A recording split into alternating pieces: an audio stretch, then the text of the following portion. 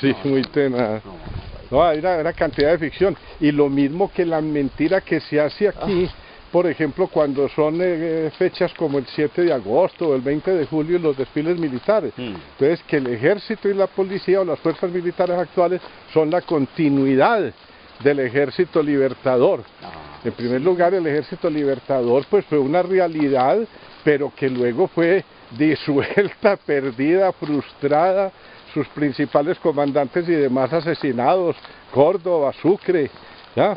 La condición de la frustración tenaz de Bolívar, etcétera. Entonces, ¿cuál continuidad de cuál ejército? Inclusive, Guillermo, hay una teoría que habría que constatarla, profundizarla, que los grandes pensadores del país, los que diseñaron, que los que estuvieron precisamente en un periodo que ha sido satanizado en nuestra historia, que es que la llamada patria boba, en ese periodo, cuando los españoles se fueron de nuestra tierra forzados porque Napoleón había invadido allá su territorio, aflojaron el control que tenían después del 20 de julio de 1910, aflojaron el control, que vinieron los retosos democráticos, donde vinieron todos estos pensadores a tratar de diseñar unos códigos y una constitución que plasmara el objetivo fundamental del ser humano en esa época, que era buscar la felicidad. Ese es un término casi romántico que en este momento produce, yo digo que produciría risa, ¿cierto? Sin embargo, para ellos era el objetivo fundamental. Entonces vino una serie de ejercicios con cientos de constituciones de tratar de perpetuar en ese código procesos de los derechos del hombre y de todo ese tipo de garantías para buscar una sociedad mucho más justa. Resulta que todos esos pensadores de ese periodo llamado injustamente la patria boba, los fusilaron. ¿Y quiénes ganaron posteriormente? Los guerreros, los que con la espada y el fusil impusieron su norma, y desde ahí tenemos nosotros... Que guardadas las proporciones y haciendo pues la contextualización temporal del caso, es lo que ocurrió también aquí con parte de las guerrillas.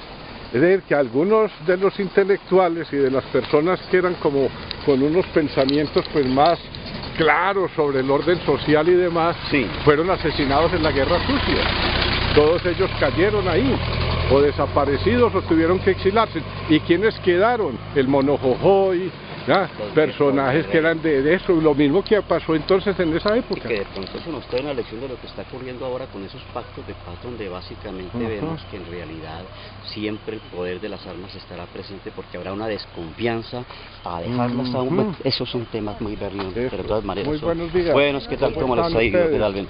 Jóvenes, bien, adiós. ¿cómo están? Entonces, Guillermo, míreme que llegamos a la misma, inclusive a las lecciones de la historia nos mandan fundamentalmente a esas mismas conclusiones, ¿no? La otra es una sensación que tiene toda sociedad de eludir una realidad, de establecer un proceso de negación, de generar unos mitos, y bajo esos mitos plantear una apariencia de falsa normalidad institucional. Entonces, supongo yo que eso es lo que vemos todos los días, y que no sabe yo no si es legítimo, ¿no? Pero de todas maneras sí es bueno, como cuando es que yo diría que el ser humano todavía no ha sido bien inventado, ¿ya? Entre otras cosas, antier estuve comencé a releer a Jaspers, ¿ya? En el texto de él sobre origen y meta de la historia, ¿ya? Y entonces plantea cómo desde la antigüedad todos una cantidad de filósofos y de pensadores idearon unas condiciones de vida y de cómo sería el ser humano muy hermosas, pero eso no era el pensamiento generalizado, ni era el que marcaba los derroteros de los estados, ¿ya? De manera que ideas muy bonitas las tenemos, no es sino uno volver a repasar inclusive a los griegos, los latinos, tantas cosas de las culturas, inclusive hasta de los asirios, etcétera. Hay cosas muy interesantes.